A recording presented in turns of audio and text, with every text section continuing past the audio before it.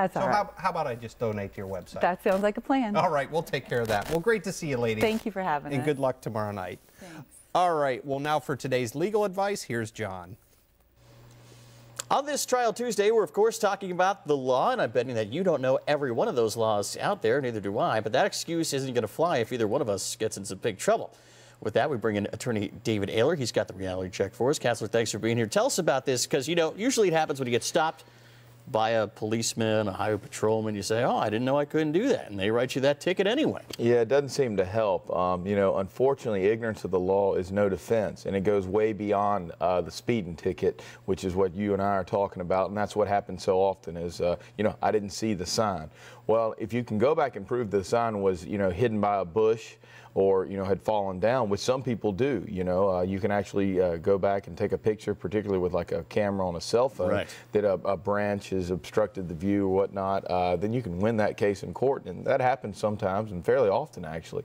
But it goes beyond that. It goes to some serious crimes as well, and across the board here in South Carolina. And something a lot of people don't know when it comes to everything from, you know, your taxes to things like serving alcohol to minors. You know, somebody may come in with a beard like myself and look like they're, you know, above the age of 21, and you know, whether it be a convenience store or it be, you know, a restaurant or bar, you know, they say, hey, look, there's no way I would ever serve a minor. That person looked, you know, to be way over the age of 21. I didn't know. Well, then again, the ignorance of the law, the fact that they're, you know, under the age, that's no excuse. Because you're still going to be held liable for that. Absolutely. So how exactly can we learn? Obviously, you can't learn about every law. I mean, that's why you guys have bookshelves that go a mile long in your office. How can we kind of protect ourselves from that? Well, you know, the best thing that you can do is, if it's not something that you're, you know, something you've ever been involved in before, is you really got to, you know, try to do a little bit of research. You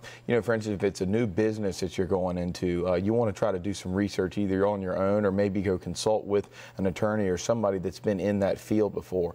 So often people get involved into, you know, a new industry or a new field, and they've just never done it before, and they start to make mistakes just like anybody else would in a new business. And, you know, sometimes those mistakes become illegal activities. I've had small business owners and people like that come to me related to things like, you know, how they pay wages and things like that. And they say, we had no idea. Well, it's not that they were purposely trying to do anything wrong. They just didn't know. And, you know, unfortunately, just because you didn't know didn't mean it's not a violation of maybe even federal law. So that's one way. But, you know, also sometimes it's just common knowledge, and, you know, you just got to kind of think what would make sense here. Right. You know, one that we hear probably here locally, and obviously we've heard a lot about lately, is things related to alcohol on the beach and things.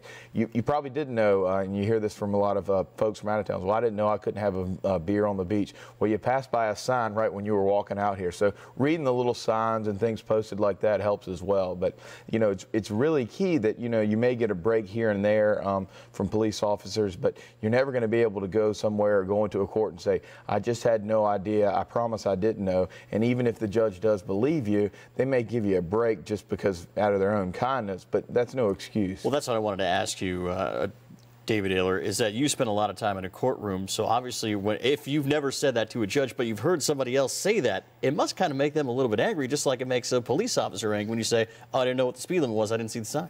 Right, exactly. And it can be frustrating because, you know, as far as from the people that are actually enforcing the laws, you know, if they let everyone go and just let everything pass from people that just claimed that, whether they were one telling the truth or not, then, you know, a lot of the laws would just be constantly broken. Right. You know, with the speeding thing, I think we all, because of, you know, other things that are going on, sometimes you'll pass right by a sign, no matter if it's an advertisement or a sign, and you just don't even grasp it because your mind's thinking about other things. So when you say, I'm sorry, I had no idea the speed limit was this, you're probably telling the truth 9 times out of 10.